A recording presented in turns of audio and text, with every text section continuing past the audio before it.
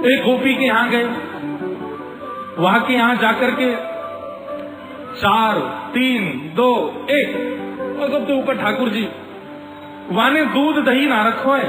अधोटो दूध मतलब जब दूध औटते औटते आधा रह जाए, 5 किलो दूध औटाओ और वो 2.5 किलो बचे, तब समझो वो अधोटा दूध।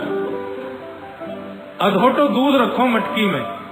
ठाकुर जी ने नीचे कंकड़ी मारी और जैसी धार निकलने लगी अपनी ओक में भर के वाकू पीने लगे। और ठाकुर जी की ओक में से जो नीचे छलक रहा है वो सब ग्वाल बाल मुख खोल करके सबरे ग्वाल बाल पी रहे। इतने में ही गोपी डंडा लेकर के आई और आकर के जैसे ही ठाकुर जी को मारने लगी, ग्वाल बाल तो सबरे नीचे से भाग गए, ठाकुर जी लटके रह गए।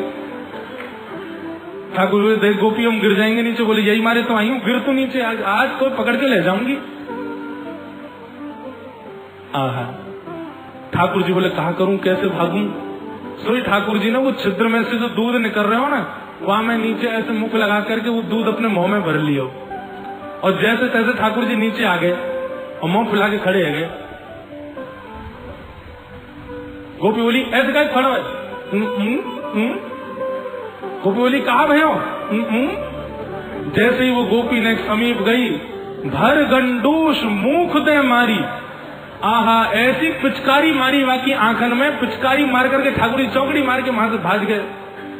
गोपी की स्थिति क्या हुई है? गोपी को आंख मीड़े महाराज, पानी डाल डाल करके आंखन को मीड़े। सुबह से शाम है गई लेकिन वाके नेत्र धुलनो बंद नहीं भयो। दूसरी गोपी आई, आकर के बोली हरी तू सुबह से आंख धो रही, तेरी आंख लाल पड़ गई, तू काई को ना रुक रही? अरे अब दूध वूध सब साफ है गयो।